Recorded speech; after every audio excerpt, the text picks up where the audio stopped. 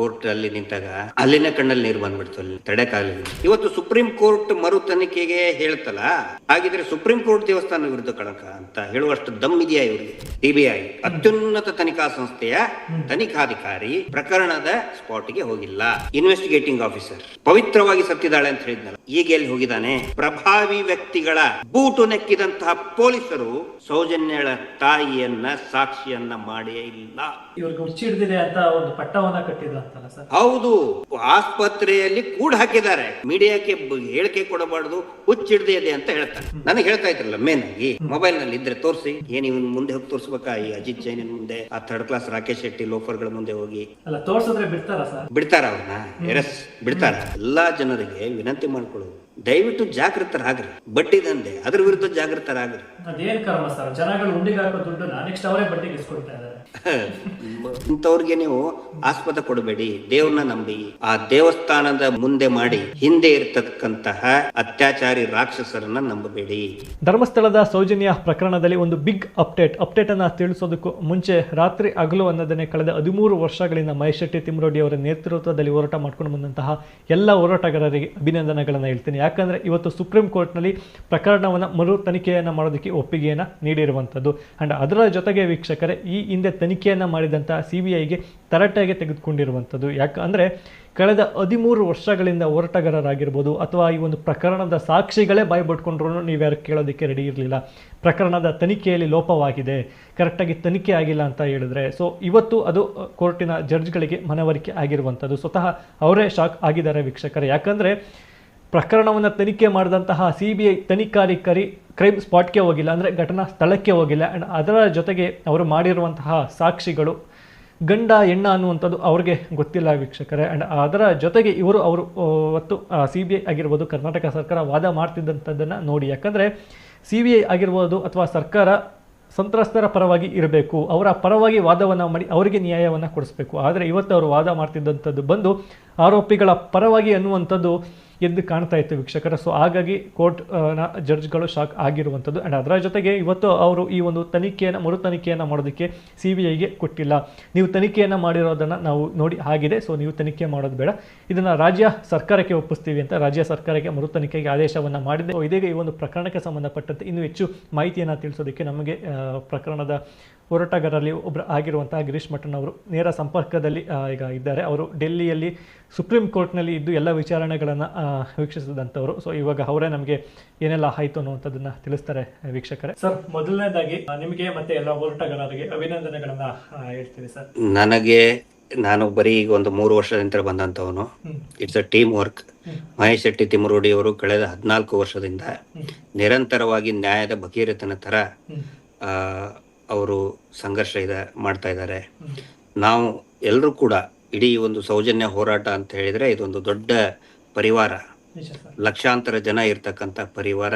ಅವರೆಲ್ಲರಿಗೂ ಕೂಡ ನಾನು ಅಭಿನಂದನೆ ಹೇಳ್ತೇನೆ. ವಿಶೇಷವಾಗಿ ಯೂಟ್ಯೂಬರ್ಗಳಿಗೆ, ಸಾಮಾಜಿಕ ಜಾಲತಾಣದಲ್ಲಿ ಇರ್ತಕ್ಕಂತಹ ಏನು ನಮ್ಮ ಸೌಜನ್ಯ ಹೋರಾಟದ ಪರವಾಗಿ ಧರ್ಮಸ್ಥಳದಲ್ಲಿ ನಡೆದಂತಹ ಅತ್ಯಾಚಾರಗಳು, ಕೊಲೆಗಳು, ಅದರ ವಿರುದ್ಧವಾಗಿ ಜಾಗೃತಿಯನ್ನ ಮೂಡಿಸ್ತಾ ಇದ್ದಾರೆ. ಅವರೆಲ್ಲರಿಗೂ ಕೂಡ ನಾನು ಅಭಿನಂದನೆಗಳನ್ನ, ಮತ್ತು ನಮ್ಮ ನ್ಯಾಯವಾದಿಗಳು ಹಗಲು ರಾತ್ರಿ ನಿರಂತರವಾಗಿ 1 ವರ್ಷದಿಂದ ನಿರಂತರವಾಗಿ ಏನು ಒಂದು ನ್ಯಾಯವಾದಿಗಳ ಟೀಮ್ ಏನು ವರ್ಕ್ ಮಾಡ್ತಾ ಇದ್ದಾರೆ, ಎಲ್ಲರಿಗೂ ಕೂಡ ನಾನು ಧನ್ಯವಾದಗಳು ಮತ್ತು ಅಭಿನಂದನೆಗಳನ್ನ ಹೇಳ್ತೇನೆ.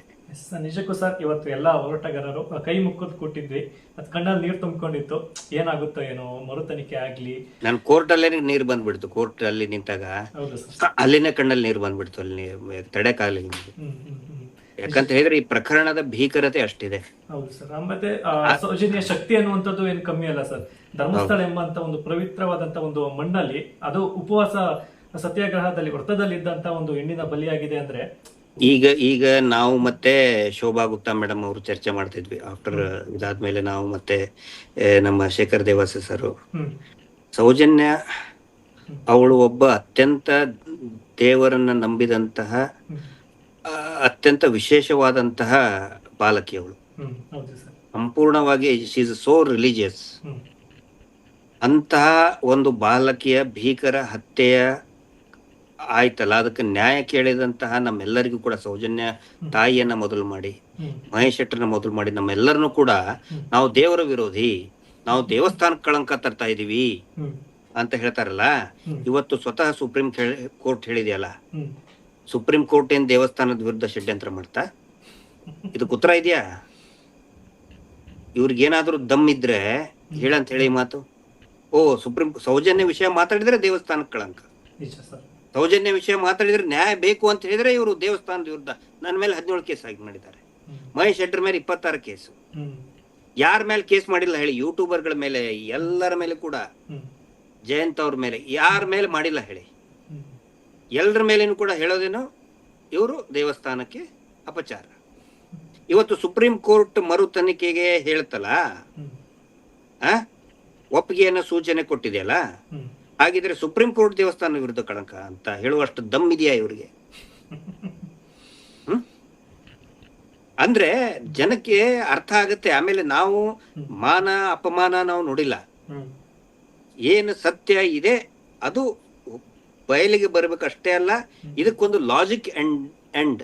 ನನ್ನ ಉದ್ದೇಶ ಇದ್ದಿದ್ದು ಹೋರಾಟಕ್ಕೆ ಬಂದಾಗ ಇದಕ್ಕೆ ಒಂದು ತಾರ್ಕಿಕ ಅಂತ್ಯ ಮುಟ್ಟಿಸ್ಲೇಬೇಕು. ಯಾರೇನಾದ್ರೂ ಅನ್ಲಿ, ಏನಾದ್ರೂ ಬೈಲಿ, ಏನಾದ್ರೂ ಅಪಮಾನ ಮಾಡ್ಲಿ, ಎಷ್ಟಾದ್ರೂ ಕೇಸ್ ಹಾಕ್ಲಿ, ಏನ್ ಬೇಕಾದ್ರೂ ಅನ್ಲಿ, ಇದಕ್ಕೊಂದು ತಾರ್ಕಿಕ ಅಂತ್ಯ ಮುಟ್ಟಿಸ್ಬೇಕು. ಸಂತೋಷ್ ರಾವ್ ಅಲ್ಲ ಅಂದ್ರೆ ಮತ್ತಿನ್ಯಾರು? ಅಷ್ಟೇ ಪ್ರಶ್ನೆ. ಮಹೇಶ್ ಶೆಟ್ಟರ್ ನಾನು ಮೊದಲೇ ವಿಡಿಯೋದಲ್ಲಿ ನೋಡಿದ್ದು, ಅವ್ರು ಹೇಳಿದ್ದು ಸಂತೋಷ್ ರಾವ್ ಅಲ್ಲ ಅಂದ್ರೆ ಮತ್ತಿನ್ಯಾರು? ಕೊಂದವರು ಯಾರು? ಅಷ್ಟೇ. ದೇವಸ್ಥಾನದ ಭಕ್ತರು ನಾವು. ಆ ನಂತರ ನಾವು, ನಮ್ಮ ಉದ್ದೇಶ ಇರೋದು ದೇವಸ್ಥಾನದ ಪಾವಿತ್ರ್ಯತೆ ಉಳಿಬೇಕು. ಅಲ್ಲಿ ಮಂಜುನಾಥ ಸ್ವಾಮಿ ಇದ್ದೇ ಇದ್ದಾನೆ, ಅಣ್ಣಪ್ಪಯ್ಯರು ಇದ್ದೇ ಇದ್ದಾರೆ, ಅವರ ಶಕ್ತಿ ಯಾವತ್ತಿಗೂ ಕೂಡ ಇರಬೇಕು. ಆಮೇಲೆ ಅದಕ್ಕೆ ನಾವೇನು ಅಲ್ಲ, ನಾವು ಆ ಶಕ್ತಿ ಈಗ ಅಂತ ಹೇಳಿದ್ರೆ ನಮ್ಮಿಂತ್ರ ಅಲ್ಲ, ಅದು ಅದೇ ಒಂದು ಶಕ್ತಿ. ನಾವೆಲ್ಲರೂ ಅದರ ಭಾಗ. ಅದ್ವೈತ ಸಿದ್ಧಾಂತವನ್ನ ನಂಬುವಂತವನ್ನ Adi Shankaracharya Advaita, we are all part of that great spirit divine.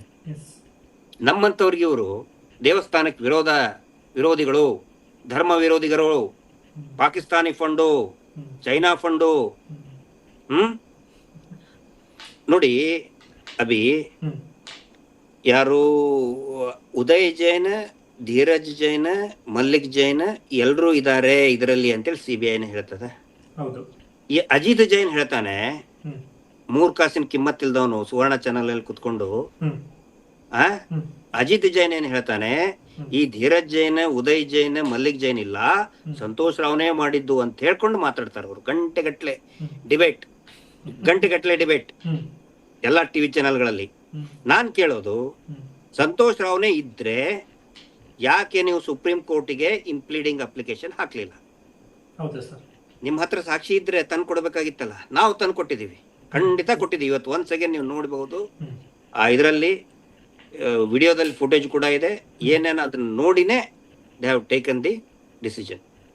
ಅದ್ಭುತವಾದಂತಹ ವಾದವನ್ನ ನಮ್ಮ ಅಡ್ವೊಕೇಟ್ ಮಾಡಿದ್ದಾರೆ, ಸಂಜಯ್ ನೂಲಿಸ್, ಶೋಭಾ ಗುಪ್ತಾ ಮೇಡಮ್ ಅವರು, ಇದರಲ್ಲಿ ಈ ನಮ್ಮ ಶೇಖರ್ ದೇವಾಸ್ ಅವ್ರದ್ದು ಟೀಮು, ಮತ್ತೆ ಯಂಗ್ಸ್ಟರ್ಸ್ ಭಯಂಕರ ಸಿಕ್ಕಾಪಟ್ಟೆ ಪಾಪ ಹಾರ್ಡ್ ವರ್ಕ್ ಮಾಡಿದ್ದಾರೆ. ತಶ್ಮಿತಾ ಮೇಡಮ್ ಅಂತ ಸಿಕ್ಕಾಪಟ್ಟೆ ವರ್ಕ್ ಆಗಿದೆ. ಡಾಕ್ಯುಮೆಂಟೇಶನ್ಸ್ ಕಲೆಕ್ಷನ್ ಮಾಡ್ಕೊಳ್ಳೋದು ಅಲ್ಲಿಂದ.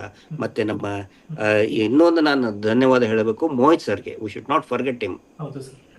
ಈಗ ನಿಮ್ಮ ಮುಂದೆ ಗಿರೀಶ್ ಮಠನ್ ಅವ್ರು ಕಾಣ್ತಾ ಇದ್ದಾರೆ. ಅಫ್ಕೋರ್ಸ್ ನಾನು ವರ್ಕ್ ಮಾಡಿದ್ದೇನೆ ಟು ಮೈ ಸ್ಯಾಟಿಸ್ಫ್ಯಾಕ್ಷನ್. ಯಾರಿಗೂ ಖುಷಿ ಪಡಿಸ್ಬೇಕಂತೆಲ್ಲ ನನ್ನ ಒಂದು ಇದಕ್ಕೆ ನಾನು ಮಾಡಿದ್ದೇನೆ. ಆದ್ರೆ ಮೋಹಿತ್ ಅವರು ಕೂಡ ಹಿಂದೆ ಏನು ಟ್ರಯಲ್ ಕೋರ್ಟ್ ಅಲ್ಲಿ ವರ್ಕ್ ಮಾಡಿದ್ದಾರೆ, ಅದು ಕೂಡ ನಮ್ಗೆ ಇವತ್ತು ಅನುಕೂಲ ಆಗಿದೆ. ಸೊ ಒಂದು ದೊಡ್ಡ ಟೀಮ್ ವರ್ಕ್ ಮಾಡಿದೆ ಇದರಲ್ಲಿ. ಈಗ ನಾನ್ ಕೇಳೋದು ಇಷ್ಟೇ, ವೆರಿ ಸಿಂಪಲ್ ಅಪ್ಪ. ಟಿವಿ ಚಾನೆಲ್ ಅಲ್ಲಿ ಹೋಗಿ ನಾನು ಯಾವತ್ತಿಗೂ ಕೂಡ ಸಂತೋಷ್ ರಾವ್ ತಪ್ಪು ಮಾಡಿದ್ರೆ ಶಿಕ್ಷೆ ಆಗ್ಬಾರ್ದು ಅಂತ ನಾವು ಹೇಳೇ ಇಲ್ಲ.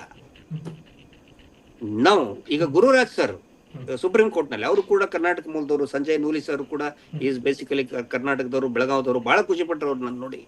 ನಮ್ಮ ಉತ್ತರ ಕರ್ನಾಟಕದ ಹುಲಿ ಬಂದಿದ್ದಾರೆ ಅಂತೇಳಿ.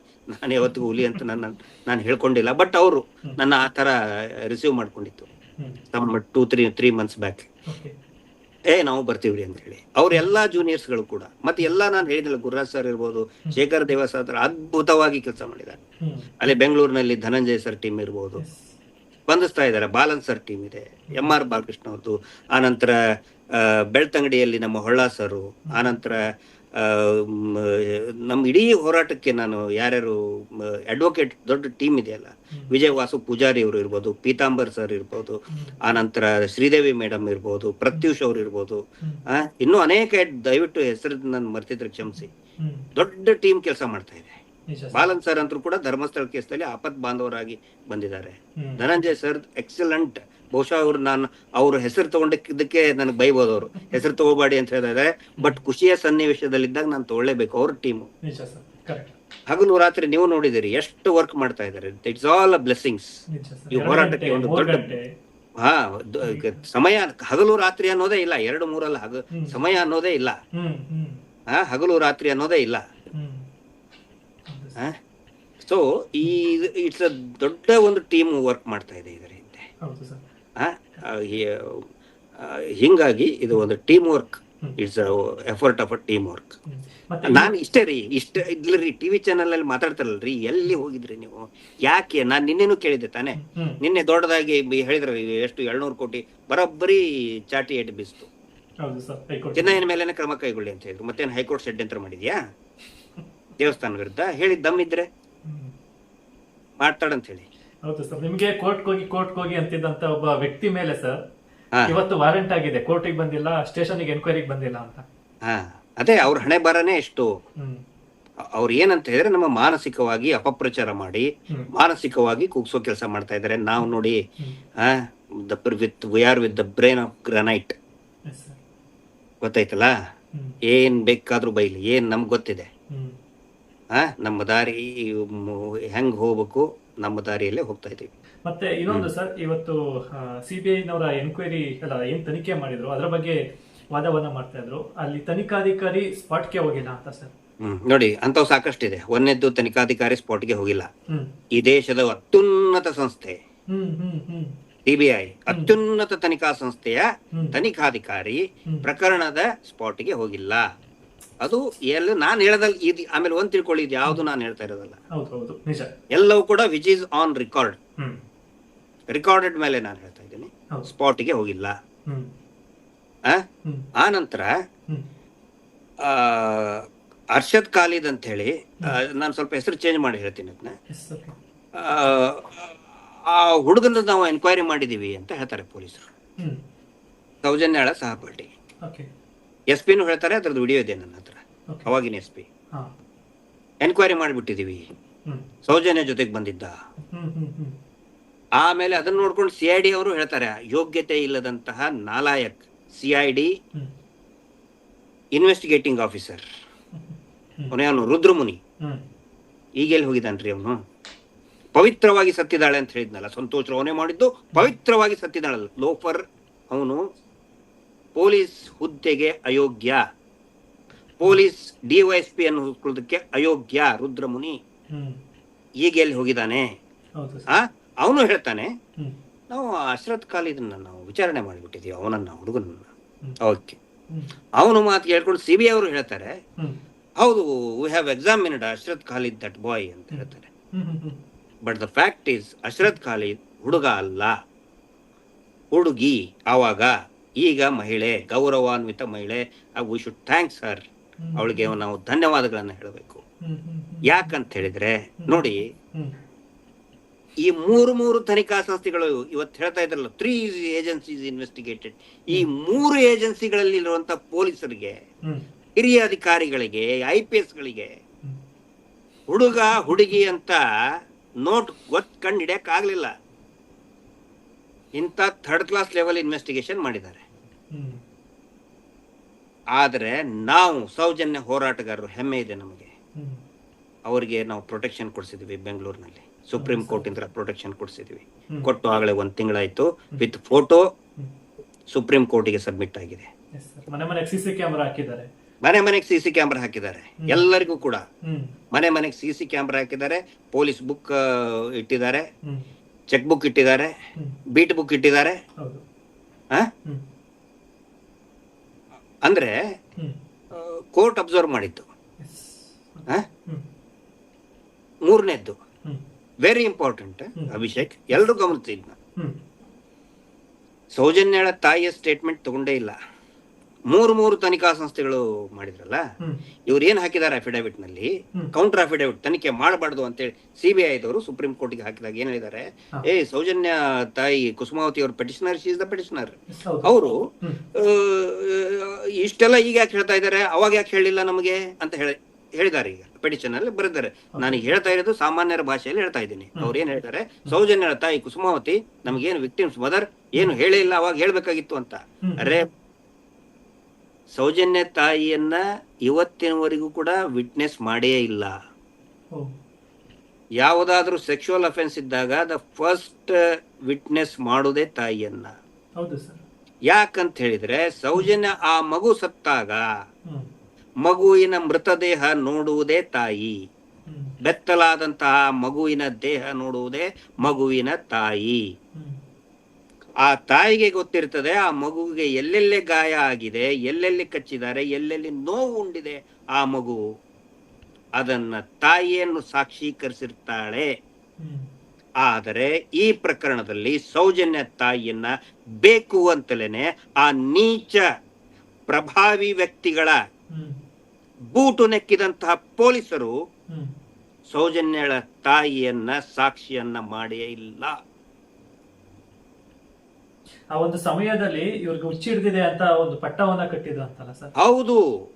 ಇದೇ ಧರ್ಮಸ್ಥಳದಲ್ಲಿ ಕೆಲಸ ಮಾಡ್ತಿದ್ದಂತಹ ಅವನು ಬಾಲಕೃಷ್ಣ ಅಂತ ಇದ್ದಾನೆ, ಅವ್ರ ತಾಯಿಗೆ ಆಸ್ಪತ್ರೆಯಲ್ಲಿ ಕೂಡಿ ಹಾಕಿ ಹೊರಗಡೆ ಬರಬಾರ್ದು, ಮೀಡಿಯಾಕ್ಕೆ ಹೇಳಿಕೆ ಕೊಡಬಾರ್ದು, ಹುಚ್ಚಿಡ್ದಿದೆ ಅಂತ ಹೇಳ್ತಾನೆ. ಬಹಳ ಇದೆ ಮಾತಾಡಕ್ಕೆ. 4ನೇ ಪಾಯಿಂಟ್, ಇದೇ CBI ಹೇಳ್ತದೆ, ಡಾಕ್ಟರ್ ಆದಮ್, ಡಾಕ್ಟರ್ ರಶ್ಮಿ ಯಾವಾಗ 2016 ಅವಾಗ ಇನ್ವೆಸ್ಟಿಗೇಷನ್ ಮಾಡಿದ ತಕ್ಷಣ ಒಂದು ವರದಿ ಕೊಡ್ತದೆ. ಆ ವರದಿಯಲ್ಲಿ ಚಾರ್ಜ್ ಮಾಡ್ತಾರೆ CBI ದವರು, ಪೋಸ್ಟ್ ಮಾರ್ಟಮ್ ಸರಿಯಾಗಿ ತನಿಖೆ ಆಗಿಲ್ಲ, ಯಾಕೆ ಅನ್ನೋದಕ್ಕೆ 6 ಕಾರಣಗಳನ್ನ ಕೊಡ್ತಾರೆ. ಅದರಲ್ಲಿ ಮುಖ್ಯವಾಗಿ ವೆಜನಲ್ ಸ್ವಾಬ್ ಅನ್ನ ಸರಿಯಾಗಿ ಕಲೆಕ್ಟ್ ಮಾಡಿಲ್ಲ ಡಾಕ್ಟರು. ಮೇನ್ ಎವಿಡೆನ್ಸ್ ಇರುವುದೇ ಅಲ್ಲಿ. ಕಲ್ಪ್ರಿಟ್ ಅಪರಾಧಿಯ ಸೆಮಿನಲ್ ವೀರ್ಯಾಣು ಇರುವುದೇ ಅದರಲ್ಲಿ, ಅದನ್ನ ಸರಿಯಾಗಿ ಕಲೆಕ್ಟ್ ಮಾಡಿಲ್ಲ. ಬಹಳ ಫಂಗಸ್ ಬಂದ ಮೇಲೆ ಕಳ್ಸಿಕೊಟ್ಟಿದ್ದಾರೆ. ಸೌಜನ್ಯಳ ಇದ್ರ ಮೇಲೆ ಏನೋ ಗಾಯ ಇತ್ತು, ಅವಳ ಮಣಿಕಟ್ಟಿನ ಮೇಲೆ ಗಾಯ ಇತ್ತು, ಅದನ್ನ ಇವರು ರೆಕಾರ್ಡ್ ಮಾಡ್ಕೊಂಡಿಲ್ಲ, ವಿಡಿಯೋಗ್ರಫಿ ಮಾಡ್ಕೊಂಡಿಲ್ಲ. ಆನಂತರ ವಿಸ್ರಾ ಏನಿದೆ ಅಂದ್ರೆ ಜೀರ್ಣಾಂಗ ಸಿಸ್ಟಮ್, ಡೈಜೆಸ್ಟಿವ್ ಸಿಸ್ಟಮ್ ಏನಿದೆ ಅದನ್ನು ಕೂಡ ಸರಿಯಾಗಿ ಕಲೆಕ್ಟ್ ಮಾಡ್ಕೊಂಡಿಲ್ಲ. ಯಾರು? ಡಾಕ್ಟರ್ ಆದಮ್ ಮತ್ತು ಡಾಕ್ಟರ್ ರಶ್ಮಿ.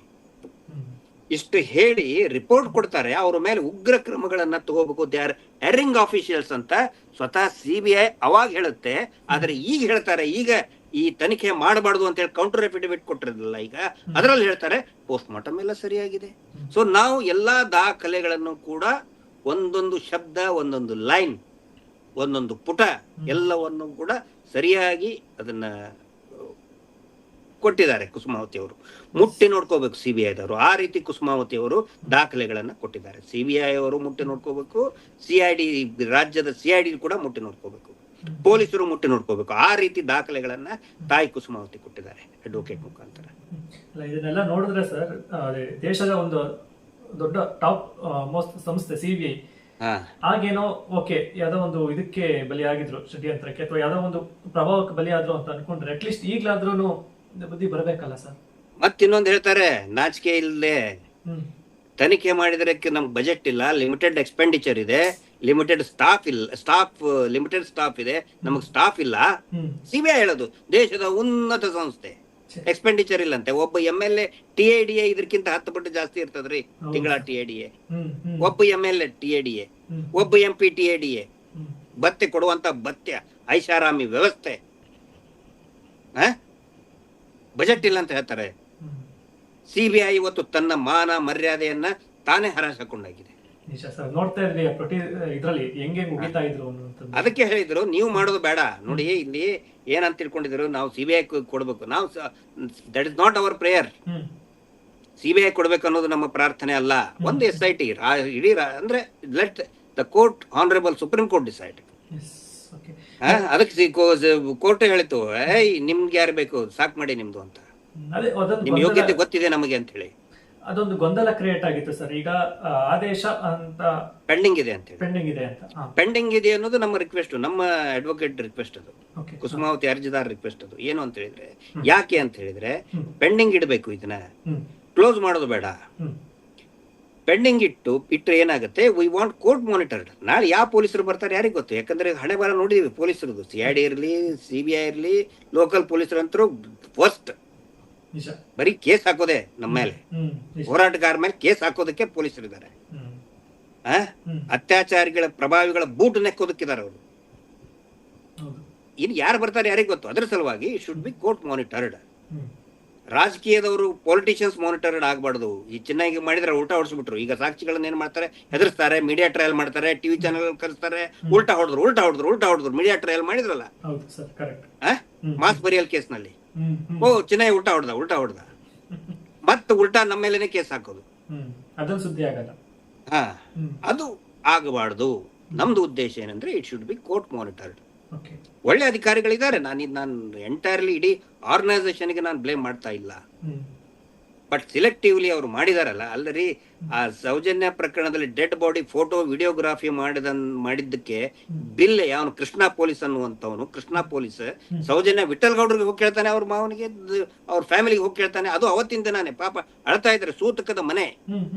ಸೂತಕದ ಮನೆಗೆ ಹೋಗಿ ಬಿಲ್ ಕೊಡಿ, ನೀವು ವಿಡಿಯೋಗ್ರಾಫಿ ಮಾಡಿದ್ದು, ಪೊಲೀಸರು ವಿಡಿಯೋಗ್ರಾಫಿ ಮಾಡಿದ್ದು, ಟೀ ಕುಡಿದಿದ್ದು ಬಿಲ್ ಕೊಡಿ ಅಂತ ಕೇಳ್ತಾನೆ. ನಾಲಾಯಕ್. ಇದು ತನಿಖೆ, ಈ ರೀತಿ ತನಿಖೆ ಆಗಿದ್ದು. ಅದಕ್ಕೆ ನಾವು ಹೇಳೋದು ಬೇಡ, ನಿಮ್ ಹಣೆ ಬರ ನಮ್ಗೆ ಗೊತ್ತಿದೆ. ಈಗ 12 ವರ್ಷದಂಗೆ ನೀವು ಮಂಗ ಮಾಡ್ದಂಗೆ ಈಗ ಮಾಡಕ್ಕಾಗಲ್ಲ. ಅದಕ್ಕೆ ಕೋರ್ಟ್ ಮಾನಿಟರ್ಡ್ ಆಗ್ಲಿ ಅಂತ ಒಂದು ನಮ್ಮ ಉದ್ದೇಶ, ತಾಯಿ ಕುಸುಮಾವತಿಯ ಉದ್ದೇಶ ಇದೆ, ಅರ್ಜಿದಾರರ ಉದ್ದೇಶ ಇದೆ, ನ್ಯಾಯವಾದಿಗಳು ಕೂಡ ಅದನ್ನ ಸಜೆಸ್ಟ್ ಮಾಡಿದ್ದಾರೆ. ಸೊ ಲೆಟ್ ಅಸ್ ಸಿ ಏನು ಒಂದು ಆದೇಶ ಬರ್ತದೆ ನೋಡೋಣ. We are waiting. ಅಂದ್ರೆ ಈಗ ನೆಕ್ಸ್ಟ್ ಒಂದು ಆದೇಶ ಯಾವಾಗ ಬರ್ಬೋದು ಅನ್ನುವಂತ ಒಂದು ಕುತೂಹಲ ಇದೆ ಸರ್ ಜನರಿಗೆ. ಬರ್ಬೋದು, ಅದು ಇವತ್ತು ರಾತ್ರಿ, ನಾಳೆ 1 or 2 days ನಲ್ಲಿ ಕೂಡ ಬರ್ಬೋದು. ಡಿಕ್ಟೇಟ್ ಮಾಡಿದಾಗ ಇಟ್ ಟೇಕ್ ಸಮ್ ಟೈಮ್. ಬಂದ ಮೇಲೆ ಅದು ರಾಜ್ಯ ಸರ್ಕಾರಕ್ಕೆ ಉತ್ತರ ಕೊಡಬೇಕು. ಅವರು ರಾಜ್ಯ ಸರ್ಕಾರದವರು ಕೂಡ ಒಂದು ಥ್ಯಾಂಕ್ಸ್ ಕೂಡ ನಾನು ಹೇಳ್ತಾ ಇದ್ದೀನಿ. ಯಾರು ಆವಿಷ್ಕಾರ್ ಸಿಂಘ್ವಿ ರಿಪ್ರೆಸೆಂಟ್ ಸ್ಟೇಟ್ ಗವರ್ಮೆಂಟ್ ಇದನ್ನ ಮಾಡ್ತವ್ರು, ಇದನ್ನ ಗಮನಿಸಬೇಕು ಎಲ್ಲರೂ ಕೂಡ. ಪ್ಯಾರಾ ನಂಬರ್ 64 ಅಲ್ಲಿ ಪೇಜ್ 22 ಪ್ಯಾರಾ ನಂಬರ್ 64 ಏನು ಒಂದು CID 2ನೇ ಅಫಿಡವಿಟ್ ಹಾಕ್ತು, ಅದರಲ್ಲಿ ಈ ಪ್ರಮುಖ ಸಾಕ್ಷಿಗಳು ಕೂಡ ಇದೆ ಅಂತ ಹೇಳಿದ್ದಾರೆ. ಅದನ್ನ ನಾನು ಈಗಲೇ ಎಕ್ಸ್ಪ್ಲೇನ್ ಮಾಡಲ್ಲ, ಬರೋ ದಿನಗಳಲ್ಲಿ ಹೇಳ್ತೀನಿ. ಸೊ ಇವ್ರು ಹೇಳ್ತಾರಲ್ಲ ಸಾಕ್ಷಿ ಎಲ್ಲ ನಾಶ ಆಗಿದೆ, ಇಲ್ಲ ಏನೂ ಇಲ್ಲ ಅಂತ ಹೇಳ್ಕೊಂಡು, ಅದು ಗಮನಿಸಿದೆ.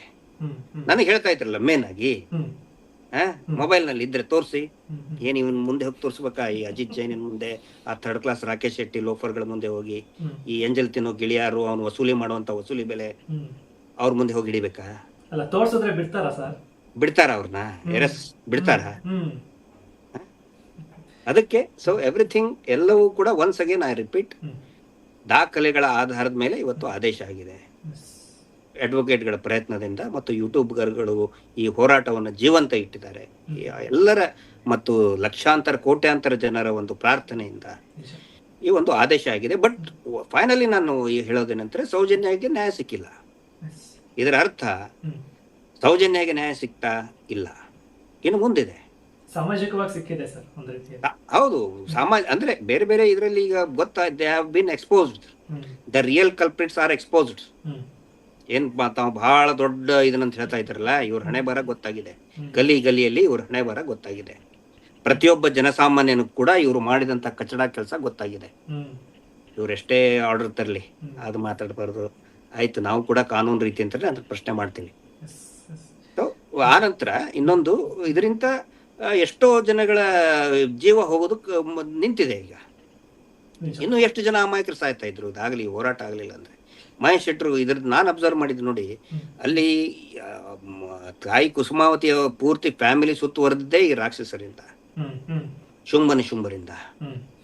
ಮಹೇಶ್ ಶೆಟ್ರು ಗಟ್ಟಿಯಾಗಿ ನಿಂತ್ಕೊಂಡ್ರು, ಆ ಧೈರ್ಯದ ಮೇಲೆ ಇದ್ರು. ಆ ನಂತರ ಮತ್ತೆ ನಾವು ಕಾನೂನಿನ ಹೋರಾಟಕ್ಕೆ ಇಳಿದ್ವು. ಸೊ ದ ಕಾಂಟ್ರಿಬ್ಯೂಷನ್ ಮಹೇಶ್ ಶೆಟ್ರದು ಬಹಳ ಇದೆ ಇದರಲ್ಲಿ.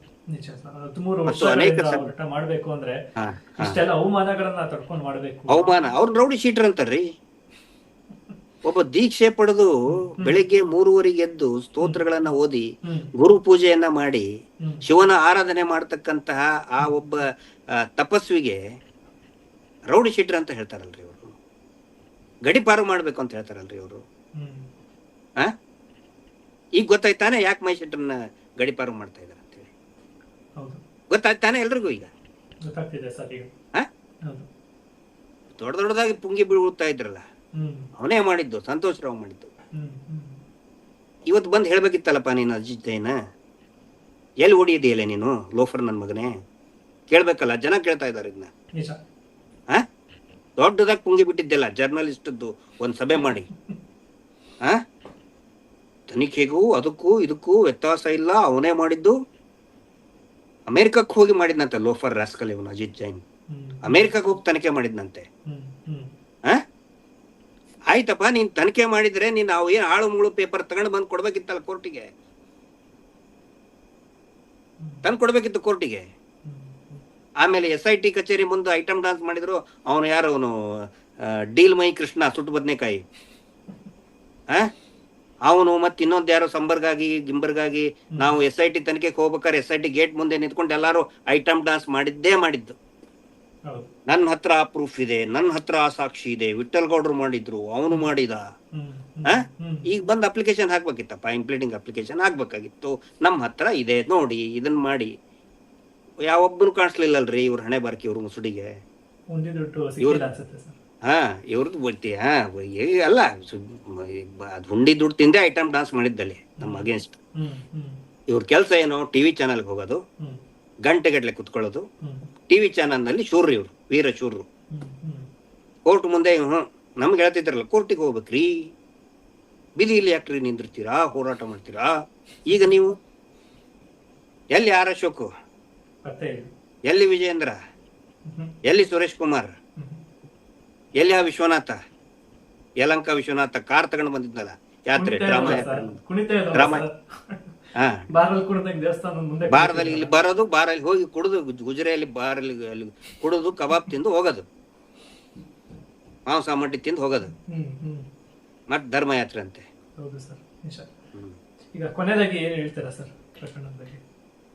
ಅಲ್ಲ ನೋಡಿ, ಇದು ಸೌಜನ್ಯ ಪ್ರಕರಣ it's a tip of N iceberg. ನಾನು ಮೊದಲಿಂದ ಹೇಳ್ತಾ ಇದ್ದೆ. ಇದರಲ್ಲಿ ಇನ್ನೂ ಧರ್ಮಸ್ಥಳ ಪ್ರಕರಣಗಳು ಏನು SIT ತನಿಖೆ ವರದಿ ಕೊಟ್ಟಿದೆ, ಅದಾದ ನಂತರ 74 ಡೆಡ್ ಬಾಡೀಸ್ ಇದೆ. ಅಲ್ಲೇನ್ ಮಾಡಿದ್ದಾರೆ SIT ತನಿಖೆಯಲ್ಲಿ, ಈ ಚಿನ್ನಯ್ಯನ ಕಡೆ ಅಂತ ನಮ್ಮ ಕಡೆ ಈಗ ಹೆಂಗೆ ಮೊನ್ನೆ ಇದರಲ್ಲಿ ಕೋರ್ಟ್ ಅಲ್ಲಿ ಹೇಳಿದ್ನಲ್ಲ, ಅದು ಸುಳ್ಳು ಅಂತ ಸಾಬೀತಾಯ್ತು. ಅದೇ ರೀತಿ ಒಂದು ಕೊಟ್ಟಿದ್ದಾರೆ. ನಾವು ಈಗ ಏನಂತ ಹೇಳಿದ್ರೆ, ನಮ್ಮ ಇಡೀ ಉದ್ದೇಶ ಇಷ್ಟೇ, ಇಲ್ಲಿ ಹೆಣ್ಮಕ್ಳಿಗೆ, ಈ ರಾಜ್ಯದ ಹೆಣ್ಮಕ್ಳಿಗೆ ಸುರಕ್ಷತೆ ಇರಬೇಕು. ಹೆಣ್ಮಕ್ಳಿಗೆ ಇಷ್ಟೇ ಅಲ್ಲ, ಅಲ್ಲಿ ಪುರುಷರು ಕೂಡ ಕೊಂದಿದ್ದಾರೆ, ಅಲ್ಲಿ ಚಿಕ್ಕ ಮಕ್ಕಳಿಗೂ ಕೊಂದಿದ್ದಾರೆ. ರಾಜ್ಯದಲ್ಲಿ ಈ ತರ ಘಟನೆಗಳು ನಡೀಬಾರ್ದು. ಅದಕ್ಕೆ ನಾನು ಹೇಳೋದು, ಎಲ್ಲಾ ಜನರಿಗೆ ವಿನಂತಿ ಮಾಡ್ಕೊಳ್ಳೋದು, ದಯವಿಟ್ಟು ಜಾಗೃತರಾಗ್ರಿ. ಬಡ್ಡಿ ದಂಧೆ ಅದ್ರ ವಿರುದ್ಧ ಜಾಗೃತರಾಗ್ರಿ.